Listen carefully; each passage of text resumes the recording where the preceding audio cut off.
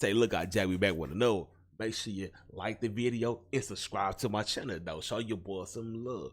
Hey, shout out to the Family TV. Hey, I don't know if y'all saw this. This dude in Louisiana. He had I guess he had unalive somebody, and them YNs came back and did his mama, and whacked his mama. RP that lady. I seen it on Facebook, and that shit was sad. Like, these YNs ain't got no respect for the game at all, bro. Like, woman apologized for what her son did, but you double back and you unalive her. Why? What did that woman do to you? What her son did has nothing to do with her. But y'all still unalive this woman, bro. RP T Lady T Jones, you did. But let's get into the video. Like I say, shout out to the Family TV for this video, for this banger. Let's get into this though, Jack. Everybody wins when the family feels. Tell me that you love me when you really don't. Don't say that you gon' ride when you really won't. I want a hug, I want some love, sometimes I really don't. I'm just a thug without no love, that's why my feelings gone. Don't say that I can call when I really can't. Don't say that you be down when you really ain't. You got inside, that's one of my pride, but shit, I'm knowing I can't. Your mouth said it, but your heart never felt the same. What I seen, they don't know what I witnessed. They don't know I watched Big Bro cook up that dope in the kitchen. I wouldn't focus, was tripping. Clutching poles with extensions. Youngin' been staying out the way and he been home for a minute. Know some niggas probably wanna take my dome if I'm slipping. You got in my car and left them drugs in my car? Hell no. No, remember you said you was like, oh, I'm gonna leave these drugs in your car. Remember you said that? What the fucking about? Yeah, he said he left. It's his shit. Fam, normally I don't give my opinion on these stories, but when it comes to a story like this, it hits me differently. I come from that background, so it's not much you can tell me to make me think otherwise that you're a sucker. If you killing an innocent woman in her 70s for being a citizen because you want to live by that street code, in real life you a female dog and every bone in you is soft. And trust me, that's me being YouTube friendly. Family, today we talk about a mom who pled for her son to turn himself in and gave his location up after he was wanted for murder. In return, she was stabbed to death by her own nephew, who was upset for giving up his location. Wow, bro. Boy, why would I say you living in a time where family turn against family, your brother turn against brothers? Your nephew stab you to death because he got the location. Bro, you gonna burn an eternity, famo. That's wicked, man.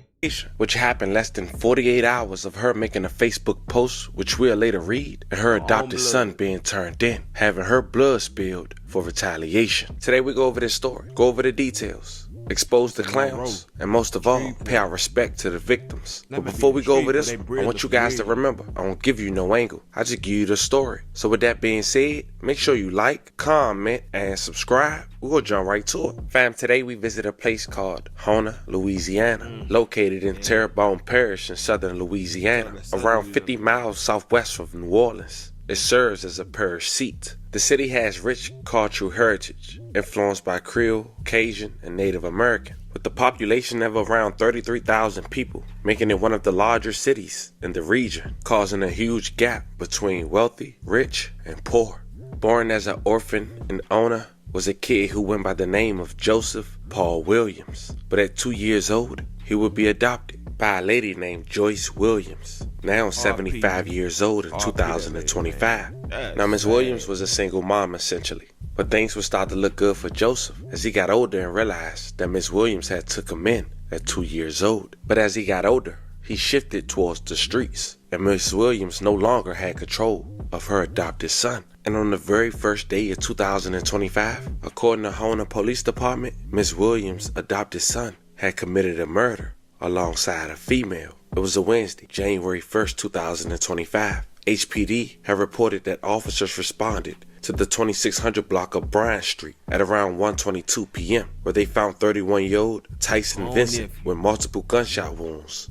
He was pronounced deceased at the scene. May he rest in peace and love condolences to his family. Fam, this is a picture of Vincent at his Crown Victoria. When he lost his life, his brother went to Facebook and posted the picture and said the following: "My blood brother, get your rest. Watch over the family. We got your son. Brother, he's straight out here. Brother, watch over us. Long live Youngin Kane." Now, I wanted to show you guys a picture of Vincent and his car because according to HPD, that's the same car he lost his life in, a Crown White Victoria. They said their initial investigation shows that Vincent was sitting in his car when 27-year-old Joseph Paul Williams and 20-year-old Aja Rittenhouse had approached the vehicle. As Joseph let off multiple rounds, striking Vincent as he pleaded for help before the two ran away. Now Rittenhouse, the female suspect, she was arrested the same day, as mentioned 20 years old, and she agreed with the authorities that everything that we just mentioned was correct. But for almost 2 weeks, authorities couldn't locate the alleged trigger man, Joseph Williams. So at first they raided his mom's house.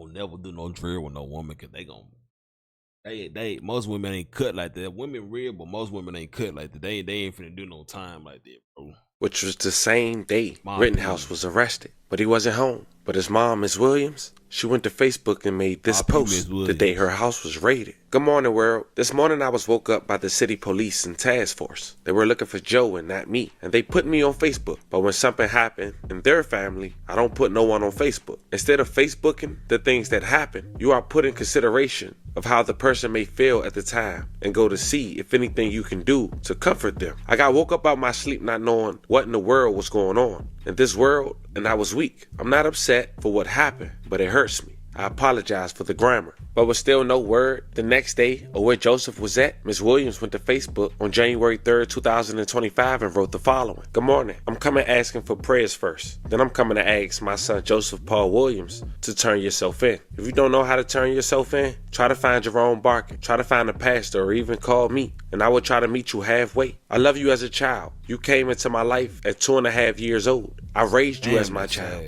But I want to let the world know, when your children get grown and walk out the door, you cannot say my child did not do anything. Whatever they have done, you are still their parents. You still have feelings. But I asked Joseph to give up himself. Do not get anyone else in trouble. Do I say like Beretta? If you can't do the time, don't do the damn crime. There's no periods, fam, until the very end. So excuse me if I'm doing runoff sentence. I'm trying my best. But Ms. Williams continued. And I'm asking you this one more time to give it up. Give up. You're wrong for this. You have no right to live. If you don't want to live, that's your problem. But hey, at the end of the day, it comes down to you giving up your life. You're going to live alone. You come down taking a life, and they take your life today. I'll bury you tomorrow. That's how much I love you. That's how much I want you to get off this earth to be a problem for someone else. You have taken a father from his child. You don't know how bad it hurts me, but God will and must be and get it done. But then Ms. Williams wouldn't make another post until 2 weeks later. At this time, her son still has yet to be found. But on January 15th, 2025, she went to Facebook and wrote the following. My son gave himself up. Old folks say you feed the child long enough,